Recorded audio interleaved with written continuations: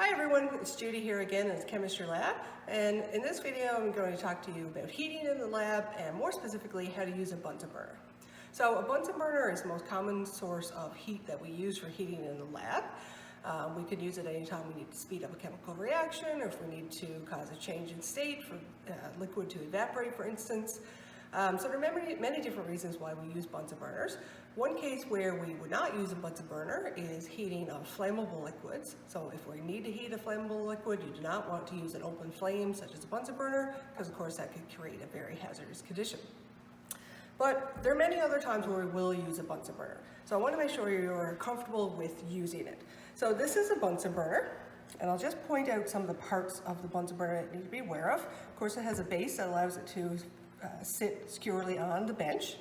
It has two valves that we can adjust. So there's a gas controlled valve on the bottom.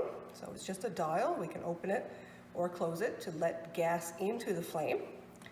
This part of the Bunsen burner is called the barrel, and that's where the gas mixes with the air to produce the flame. So we also have on the barrel a air control valve. So when we open that, it creates a little opening here that you probably can't see, but that allows air to enter the flame. So those two of those things will allow us to adjust the burner to get a good flame that we use for heating. So before we start, I'm going to make sure both of those are closed again. We also have a hose that connects the burner to the main propane supply on the bench. So these propane supplies are on all of the benches. This is currently in the closed position with the handle perpendicular to the nozzle. So when we attach the hose, we push it on there so that it's nice and secure.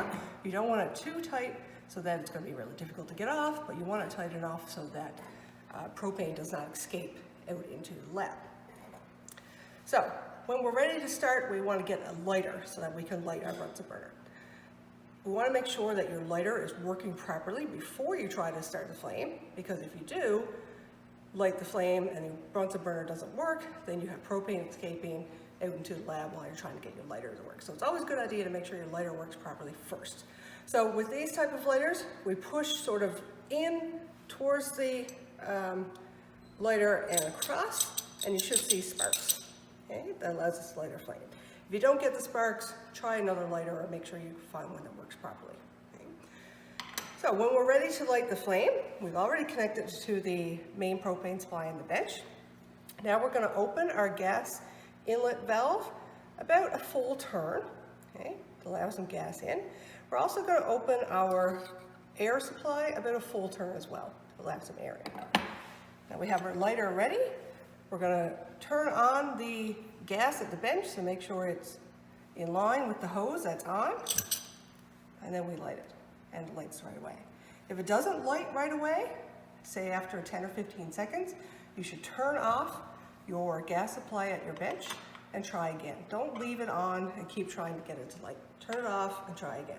Lighting a Bunsen burner is something that even the most experienced chemists have trouble with. So if it doesn't work properly the first time, don't worry about it. Turn off the gas valve and try again. Okay, so now we have our flame lit.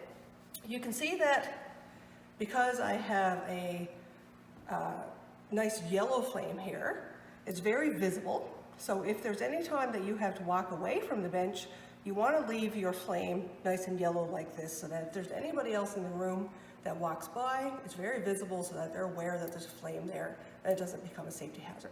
Okay?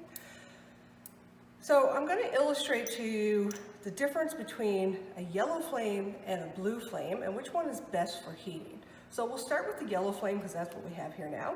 I'm going to take a crucible, so this is just a porcelain crucible. I'm going to hold it in the yellow part of the flame.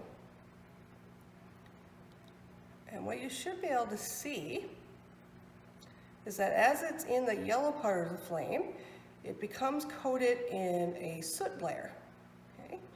So if you are actually working in the lab and you're heating a crucible or a Bunsen or a beaker or a test tube, whatever you're heating your substance in, if it comes covered with this layer, it's going to be really difficult for you to see if there's a reaction taking place or what's happening in your glassware.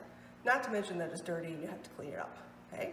So you don't want a yellow flame when you're actually working in the lab and heating.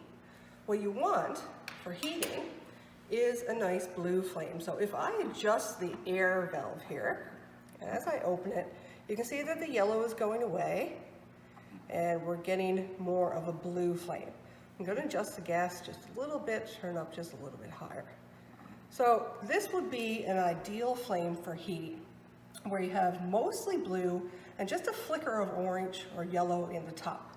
And you can see if you look at this flame that it has an outer blue cone and it has a sort of lighter blue, smaller cone in the middle. Okay? So that's what you want to have for heating in the lab. So just to show you where in the flame you would place a beaker or a test tube or anything that you're heating, I'm going to show you the difference in the heat concentration between two different positions in the flame. And this is in the Chemistry 1100 lab manual if you're following along with that. So we have two positions. Position 1 is going to be at the tip of the inner blue cone. So we're still inside the big cone, the flame itself, but we're at the tip of the inner blue cone. Okay? And if you look closely at this, you can see that I have a solid orange or red glowing circle. And that means that the heat is distributed really evenly in that section. And if we were heating a beaker or whatever we were heating over this flame, we'd have nice even heat circulation, and that's ideal for heating anything that you're heating in the lab. The other position I want to illustrate to you is position 2, which is closer to the barrel.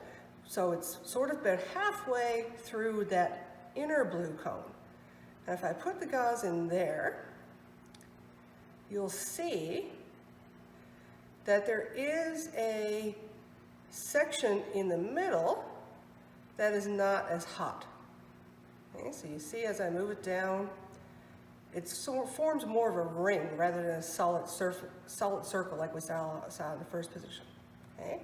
So that means that the heat is not evenly distributed, that it's cooler in the center than it is around the outer edge. So that's not where you want to have your test tube or your beaker when you're heating. You want to have it up in the top in the hottest part of the flame.